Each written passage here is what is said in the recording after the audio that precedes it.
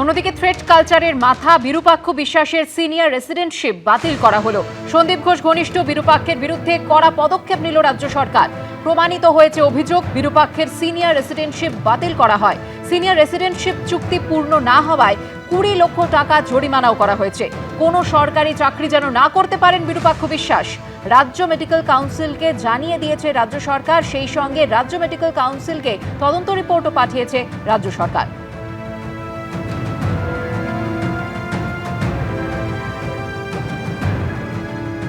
Threat কালচারকে কেন্দ্র করে আমাদের যে দাবি ছিল, রাজ্য সরকার সেই দাবিকে মান্যতা দিয়েছে।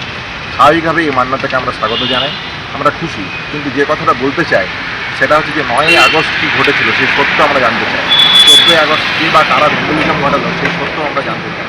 তাহলে যদি থ্রেট কালচারকে শাস্তি দিতেই হয়, তাহলে আরজি করে 51 জন নয় কেন Bardhaman medical college, Bankura medical college, north Bengal medical college, GNM Kalyani এবং মাননীয় মুখ্যমন্ত্রী, তৎকালীন মুখ্যমন্ত্রীর স্বপ্নের হসপিটাল এসএসকেএমে যারা দিনের পর দিন তৃণমূল আশ্রিত গুন্ডারা গিয়ে থ্রেট কালচার চালাতো, স্বাস্থ্য বিভাগের উপর যে অকথ্য অত্যাচার চালাতো, তার শাস্তি কবে হবে, কোথায়, কীভাবে হবে? থ্রেট কালচারের বড় মাথা সন্দীপ ঘোষ, তারপরে যে দুটো নাম সবথেকে বেশি করে উঠে আসা ডক্টর অভিক দে আর ডক্টর বিরূপাক্ষ বিশ্বাস।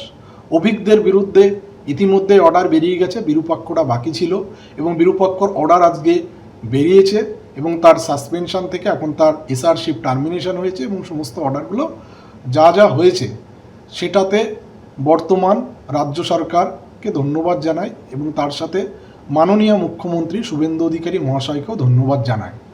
এই বিরূপাক্ষ কে ছিল? বিরূপাক্ষ ছিল একজন বেসিক্যালি ক্রিমিনাল, হতে পারে ডাক্তার, সে অনেকগুলো নাকি বই প্রকাশ করেছে, অনেকগুলি পাবলিকেশন করেছে, কিন্তু প্রকৃতপক্ষে সে ক্রিমিনাল ছাড়া কিছুই নয়। টাটা ফিরবেই, ফেরানোর দায়িত্ব বিজেপির। পশ্চিমবঙ্গে ভারী শিল্প নিয়ে আসাই লক্ষ্য বিজেপির। সিঙ্গুরের জমির চরিত্র বদল হয়ে গেছে। সিঙ্গুরে জুয়েলারি হাব তৈরি হবে জানালেন বিজেপির রাজ্য সভাপতি শ্রমিক ভট্টাচার্য।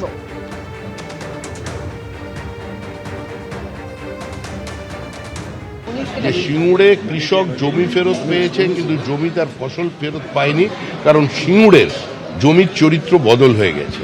আমরা সেখানে ইন্ডাস্ট্রিয়াল হাব তৈরি করব, মানে imitation jewellery, semi process jewellery যেটা তৈরি, সেখানে প্রায় 2,500 কোটি টাকার টার্নওভার আছে। তাদের পাশে সরকার দাঁড়াবে, সেখানে একটা হাব তৈরি হবে। আমাদের লক্ষ্য একটাই, যে পশ্চিমবঙ্গে ভারী শিল্প নিয়ে আসা।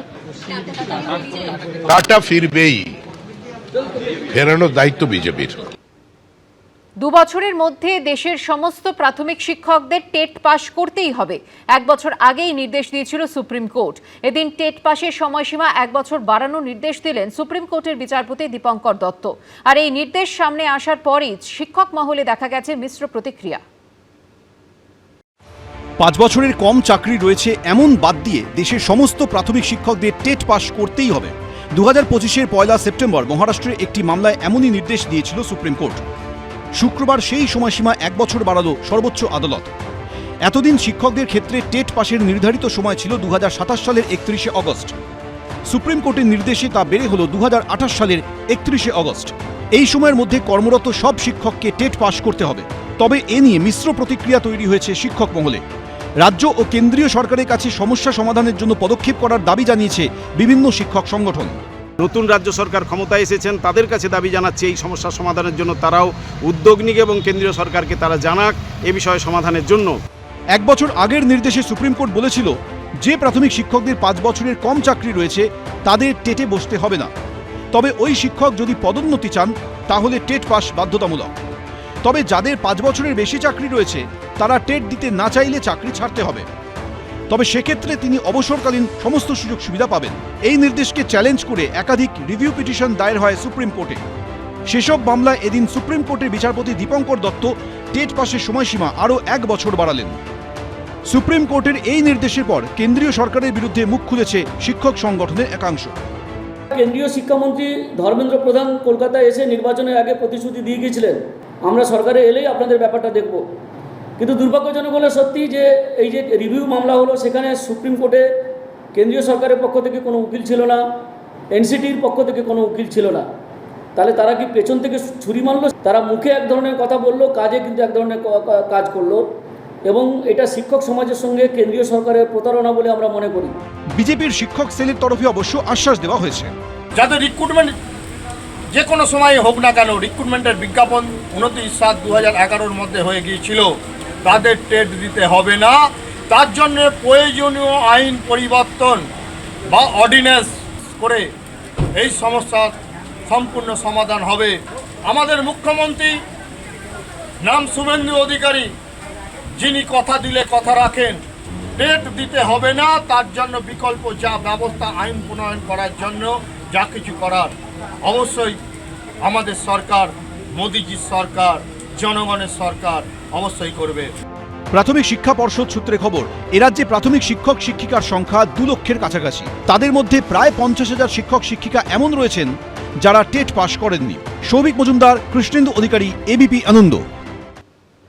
শরিকি বিবাদের জেরে গত 50 বছর বাড়িতে ছিল না বিদ্যুৎ, কিন্তু সদ্যজয়ী বিজেপি বিধায়ক সৌরভ শিকদারের উদ্যোগে শেষ হলো সেই কষ্টের দিন। দমদম উত্তর কেন্দ্রের অন্তর্ভুক্ত গৌরীপুরে মণ্ডল পরিবারের বাড়িতে এলো বিদ্যুৎ সংযোগ, যা দেখে আনন্দে চোখে জল পরিবারের সদস্যদের। ঘরে আলো জ্বলেছে, বনবন করে ঘুরতে থাকা ফ্যানটা আরামে প্রাণ জুড়িয়ে দিচ্ছে। দেখে অনেকে ভাবতে পারেন এ আর এমন কি, এ তো সবার বাড়িতেই থাকে। কিন্তু দমদম উত্তর বিধানসভা কেন্দ্রের অন্তর্গত গৌরীপুরের বাসিন্দা মণ্ডল পরিবারের কাছে এটা মোটেই এতটা সাধারণ বিষয় নয়। কারণ ঘরে এই আলো পাখাটুকু পেতে এই পরিবারকে অপেক্ষা করতে হয়েছে প্রায় 50টা বছর। দমদম উত্তরের বিজেপি বিধায়ক সৌরভ শিকদারের উদ্যোগে বিদ্যুৎ সংযোগ পেল এই পরিবার। বাড়িতে জ্বলল আলো, চলল ফ্যান। আনন্দে বিজেপি বিধায়কের সামনে চোখের জল আর ধরে রাখতে পারলেন না বাড়ির লোকরা। আমি অনেক দৌড়েছি, আমি বাড়ির কাছে অনেক না, আপনাকে কোথাও যেতে হবে না, আমাদের লোক। আমি চাই আমার বিজেপি বাবা যা করে গেছে, আমি অনেক শান্তিতে বাবা, আমি অনেক শান্তি। আমার ছেলে মরে গেছে, আমার স্বামী মরে গেছে বিনা আলোতে। আমি ছেলে তো আপনার, আমি আপনার ছেলে তো। একটা শরিকি বিবাদ, তার জেরে প্রায় 50টা বছর বিদ্যুৎ বিচ্ছিন্ন হয়েছিল মণ্ডল পরিবারের এই বাড়ি। গরমে দরদর করে ঘাম ঝরত, দম আটকে আসতো। বাড়ির মেয়েটাকে সেই ছোট্ট থেকেই পড়তে বসতে হতো লণ্ঠনের আলোয়। বিধানসভা ভোটের আগে প্রচারে আসা বিজেপি প্রার্থী সৌরভ শিকদারকে বিষয়টা জানান তারা।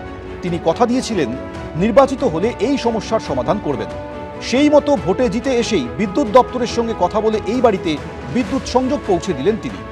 খুব খুশি হয়েছি। আর এই যে জন্মগতভাবে তো কোনো আলো দেখতে পারিনি, তখন লণ্ঠনের আলো ছোট থেকে পড়াশুনো করেছি বহু কষ্টে। তারপরে এই যে বড় হয়ে এই যে প্রথমবার আলো আসলো ঘরে, এটা ভেবে খুব খুশি হয়েছি। এখন আমি আলোয় পড়াশুনো করতে পারছি। দাদা এসেছিলেন আমাদের এখানে ভোট প্রচারের জন্য, তো তখন আমরা তাকে বলেছিলাম, ওনাকে বলা হয়েছিল যে এরকম ব্যাপার, তো উনি আমাদের প্রতিশ্রুতি দিয়ে গেছিলেন। সত্যি উনি ওনার কথা রেখেছে, তার জন্য অনেক ধন্যবাদ। শুক্রবার মণ্ডল পরিবারের বাড়িতে যান দমদম উত্তর কেন্দ্রের বিজেপি বিধায়ক সৌরভ শিকদার। কলেজে ভর্তি হয়ে বড়, তোমার পড়ার দায়িত্ব আমি নিলাম। পড়াশুনো ছাড়বে না, পড়াশুনো ছাড়বে না, তুমি এই বাড়ি ভর্তি হবে, এটা দেখে নেবে। ইমিডিয়েট যেন পড়াশুনো শুরু করতে পারে, বই খাতা যা দরকার আমি পাঠিয়ে দেবো।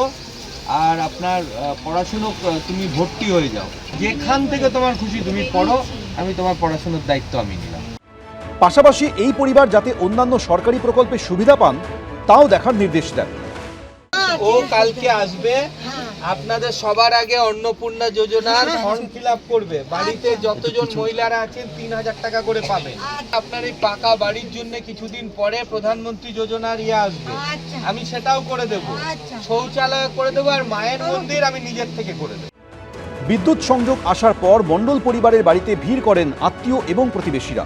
এই প্রথম ঘরে আলো জ্বেলে ফ্যানের নিচে স্বস্তিতে পড়তে বসে বাড়ির মেয়ে। সমীরণ পাল, এবিপি আনন্দ, উত্তর 24 পরগনা।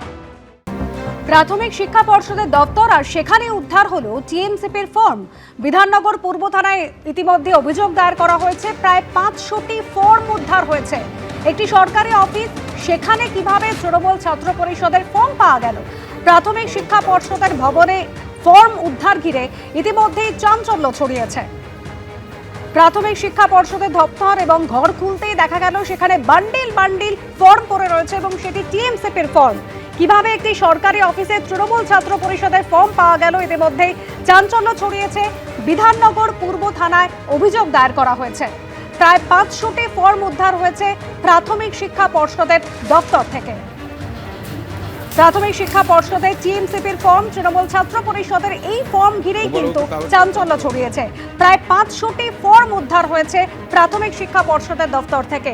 আমাদের প্রতিনিধি হিন্দুল দে এই মুহূর্তে রয়েছেন আমাদের সঙ্গে। হিন্দুল, বিধাননগর পূর্ব থানায় ইতিমধ্যে অভিযোগ দায়ের হয়েছে, ঠিক কি মর্মে অভিযোগ দায়ের, কি ঘটেছে?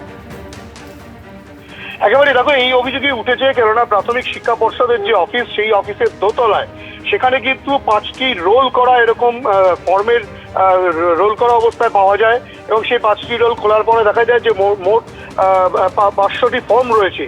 যে ফর্মগুলো থেকে কিন্তু একেবারে স্পষ্ট যে এখানে কিন্তু যে ফর্মগুলো রয়েছে সেই ফর্মগুলো কিন্তু একটি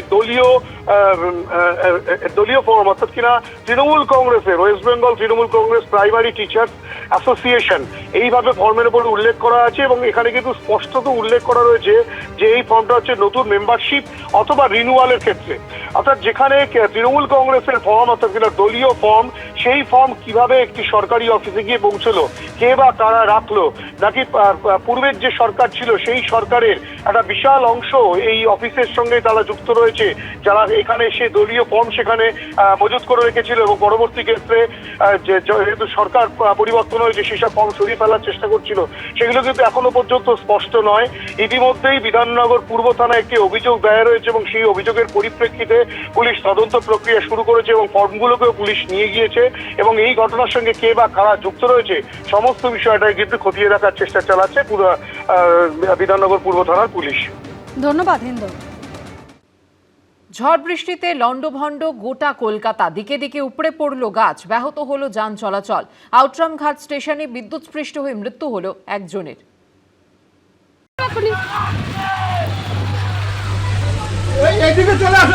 জ্যৈষ্ঠের দুপুরে আকাশ কালো করা মেঘ, মাঝ দুপুরেই নামলো আঁধার, মুষলধারে বৃষ্টি সঙ্গে প্রবল ঝড়, দিকে দিকে উপড়ে পড়ল গাছ। ঝড়ে আম কুড়োতে গিয়ে মৃত্যু হলো এক যুবকের। প্রিন্সেপঘাট স্টেশনে ওভারের তারের উপরে গাছ ভেঙে পড়ে, দাউ দাউ করে আগুন লেগে যায়। সেই সময় আম কুড়োতে গিয়ে বিদ্যুৎস্পৃষ্ট হয়ে মৃত্যু হয় এক যুবকের। এটা শর্ট হলেই তো ফেজ আউট হয়ে যায়।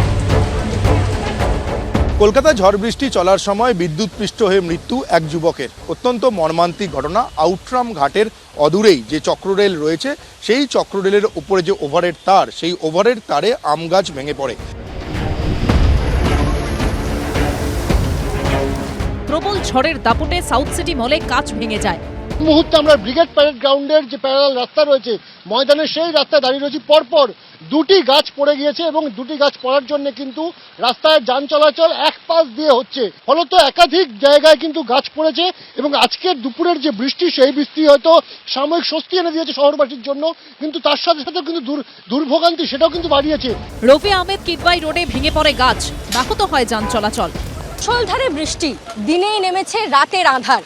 এই মুহূর্তে আমরা দাঁড়িয়ে রয়েছি রফি আহমেদ কিদওয়াই রোড এবং তার সঙ্গে SN ব্যানার্জি রোডের যে সংযোগস্থল সেখানে, এবং দেখা যাচ্ছে একটি রাধাচূড়া গাছ সম্পূর্ণভাবে ভেঙে পড়েছে এই রাস্তার উপরে। এই গাছ ভেঙে পড়ার কারণে ছিঁড়ে গিয়েছে ট্রাম লাইনের তার। দ্রুততার সঙ্গে বিদ্যুৎ সংযোগ বিচ্ছিন্ন করার কাজ চালিয়েছে পুলিশ এবং এই মুহূর্তে দেখা যাচ্ছে সেই গাছ কেটে যাতে এই রাস্তা থেকে সরানো যায় সেই ব্যবস্থাই কিন্তু করছে পুলিশের পক্ষ থেকে। সল্টলেকের গাড়ির উপর হুড়মুড়িয়ে ভেঙে পড়ে গাছ, আহত হন পাশ দিয়ে যাওয়া একটি অ্যাপ বাইকের চালক ও আরোহী। ভিক্টোরিয়া মেমোরিয়ালের কাছে রাস্তার উপর গাছ ভেঙে কার্যত থমকে যায় যান চলাচল। পুলিশ গিয়ে তড়িঘড়ি গাছ সরায়। আমরা আছি ক্যাশিওরিনা লেনে, রেড রোডের সমান্তরাল এই রাস্তার অবস্থা হচ্ছে এই ছবি।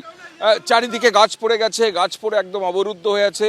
কলকাতা ট্রাফিক গার্ডের তরফ থেকে এইভাবে গাড়ি এনে সমস্ত গাছ সরানো হচ্ছে এবং সমস্ত যানবাহন কার্যত দাঁড়িয়ে গেছে। এইভাবেই আমরা দেখতে পাচ্ছি কলকাতা ট্রাফিক পুলিশের তরফ থেকে গাড়ি এনে এইভাবে গাছকে সরানো হচ্ছে। স্ট্র্যান্ড রোডের উপর গাছ উপড়ে পড়ে যান চলাচল ব্যাহত হয়। প্রিন্সেপ ঘাটের রেল লাইনের উপরও গাছ ভেঙে পড়ে। তড়িঘড়ি গাছ সরানোর কাজ শুরু করে বিপর্যয় মোকাবিলা বাহিনী। একই ছবি দেখা যায় PTS-এ। গাছ পড়ে বেশ কিছুক্ষণ যান চলাচল ব্যাহত হয়। গাছ ভেঙে পড়ার জেরে কিন্তু এই যে গোটা রাস্তাটা কিছুক্ষণ আগে পুরোপুরি বন্ধ ছিল, কিন্তু কলকাতা পুলিশের তরফে এবং কলকাতা পুরসভার তরফে তৎপরতার সাথে সেই গাছকে কোনোভাবে একটা সাইডে করা হয়েছে এবং তারপরে কিন্তু যাতায়াতের যোগ্য রাখা হয়েছে। বিধানসভা চত্বরেও জল জমে যায়, ঝড়ে ভেঙে পড়ে অস্থায়ী তাঁবু। হঠাৎ বৃষ্টিতে জল জমে যায় হাইল্যান্ড পার্ক এলাকায়। সন্দীপ সরকার, সুকান্ত মুখোপাধ্যায়, ঐশী মুখোপাধ্যায়ের রিপোর্ট, ABP আনন্দ। এবিপি আনন্দ, এগিয়ে থাকে, এগিয়ে রাখে।